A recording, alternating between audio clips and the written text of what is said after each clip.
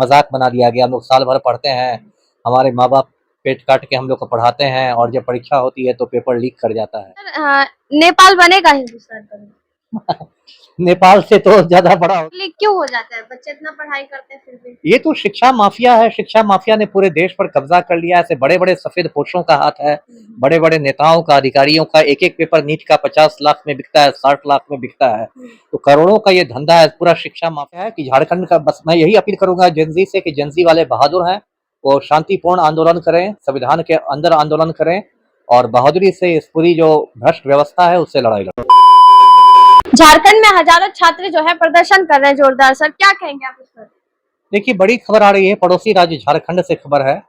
और वहाँ रांची में, जो झारखंड की राजधानी है, पिछले 4-5 दिनों से बहुत बड़ा प्रदर्शन चल रहा है। हजारों बच्चों का, जो जेन जी के लड़के लड़कियां हैं, और वो रांची के प्रमुख प्रमुख जो स्थान हैं, मोराबादी मैदान है, फरायलाल चौक है, अल्बर्ट एक्का चौक है ना, जयपाल मुंडा स्टेडियम है, उसमें हजारों बच्चे भरे हुए हैं। और अभी तो सावन का महीना है तो बहुत बारिश भी हो रही है, भीग भी रहे हैं, लेकिन बहादुरी से डटे हुए हैं। और एक देवेंद्र नाथ महतो हैं, छात्र नेता, वो भूख हड़ताल पर भी हैं। और वही मुद्दा उनका भी है जो भी मुद्दा पूरे देश में है, मतलब पेपर लीक वाली बात।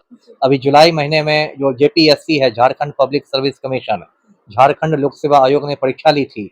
और वही जो होता है कि फिर पेपर वायरल हो गया, ये हो गया।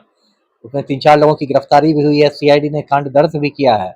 लेकिन अब जो यूथ है, वहाँ का युवा जो है, बिल्कुल आर पार की लड़ाई के मूड में। उनका कहना है कि भाई हम लोग का मजाक बना दिया गया, हम लोग साल भर पढ़ते हैं, हमारे माँ बाप पेट काट के हम लोग को पढ़ाते हैं और जब परीक्षा होती है तो पेपर लीक कर जाता है। जैसे दिल्ली और बिहार में हो रहा है। पूरे हिंदुस्तान में देखिए जेनजी की एक ही कहानी है, दिल्ली हो, बिहार हो, झारखंड हो, हर जगह पूरे हिंदुस्तान में यही कहानी है कि पेपर लीक हो गया है, शिक्षा माफिया का कब्जा है। अभी देखिए जंतर मंतर पर प्रोटेस्ट हुआ था, 1 महीना से ज्यादा कॉकरोच जनता पार्टी ने किया था। अंत में शिक्षा मंत्री का इस्तीफा देना हुआ, धर्मेंद्र प्रधान को इस्तीफा देना पड़ा। तो झारखंड में यही स्थिति है। और खबर है कि जो अभिजीत दीपके हैं, जो कॉकरोच जनता पार्टी के संस्थापक हैं, वो भी हो सकता है 1-2 रोज में झारखंड में पहुंच जाए, रांची पहुंच जाए। तो उसके बाद ये आंदोलन और तेज हो जाएगा। और ऐसे भी देश भर के यूट्यूबर्स जा रहे हैं, पटना के भी कई यूट्यूबर्स रांची के जा रहे हैं। जी जी। तो इसलिए है कि झारखंड का, बस मैं यही अपील करूंगा जेनजी से कि जेनजी वाले बहादुर हैं, वो शांतिपूर्ण आंदोलन करें, संविधान के अंदर आंदोलन करें और बहादुरी से इस पूरी जो भ्रष्ट व्यवस्था है उससे लड़ाई लड़ें। अच्छा सर, नेपाल बनेगा हिंदुस्तान का? नेपाल से तो ज्यादा बड़ा हो गया है। देखिए, नेपाल से आपका ये मतलब है कि पिछले साल जेनजी की जो क्रांति हुई, वहाँ के प्रधानमंत्री को हटना पड़ा था और थोड़ी बहुत हिंसा भी। पलट दी। हाँ, वही मैंने कहा, प्रधानमंत्री को हटना पड़ा तो सत्ता पलटा ही गई ना। और थोड़ी बहुत हिंसा भी हुई थी। देखिए, हिंसा का तो मैं समर्थन नहीं करता। यदि आपका मतलब है कि हिंसक होना चाहिए तो नहीं बनना चाहिए। लेकिन हाँ, यहाँ नेपाल से बड़ी क्रांति हो रही है। भारत नेपाल से कई गुना बड़ा देश है, यहाँ बड़ी क्रांति हो रही है, सफलता भी मिली है। शुरू में जब कॉकरोच जनता पार्टी बनी थी तो भाजपा वाले कह रहे थे हम लोग हीट स्प्रे छिड़क देंगे, हीट स्प्रे छिड़क देंगे। लेकिन इतना बड़ा आंदोलन हो गया कि धर्मेंद्र प्रधान शिक्षा मंत्री को भागना पड़ा। अब जो प्रधानमंत्री और गृह मंत्री हैं 10 रोज से घर में घुसे हुए हैं, संसद सत्र में आ नहीं रहे हैं। तो भारत में जो जेनजी आंदोलन हुआ है तो नेपाल से कई गुना ज्यादा बड़ा है। और जेनजी के बच्चों ने बहुत बहादुरी दिखाई है, बहुत शांतिपूर्ण प्रदर्शन किया है और पूरी दुनिया उनको सलाम कर रही है। अगर बच्चे आक्रोश में इससे ज्यादा आ जाते हैं तो फिर क्या होगा सर हिंदुस्तान का?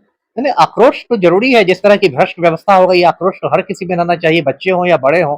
बस यही ध्यान में रखना है कि शांतिपूर्ण आंदोलन करना है, क्योंकि यदि आंदोलन में हिंसा होगी तो आंदोलन की ही बदनामी होगी। भाजपा वाले चाह रहे हैं इस आंदोलन को बदनाम करना। इसलिए आंदोलन होना चाहिए, बहुत जोरदार होना चाहिए, लेकिन शांतिपूर्ण होना चाहिए। बार बार पेपर लीक क्यों हो जाता है? बच्चे इतना पढ़ाई करते हैं फिर भी। ये तो शिक्षा माफिया है। शिक्षा माफिया ने पूरे देश पर कब्जा कर लिया है। ऐसे बड़े बड़े सफेद पोशों का हाथ है, बड़े बड़े नेताओं का, अधिकारियों का। एक एक पेपर नीट का 50 लाख में बिकता है, 60 लाख में बिकता है। तो करोड़ों का ये धंधा है, पूरा शिक्षा माफिया लगा हुआ है, जिसमें इन लोग को संरक्षण मिला हुआ है। और मोदी जी बस बड़ी बड़ी बातें करते हैं कि हम विश्व गुरु बना देंगे। अरे विश्व गुरु तो बाद में बनाइएगा, पहले परीक्षा तो बिना पेपर लीक के ले लीजिए। जी।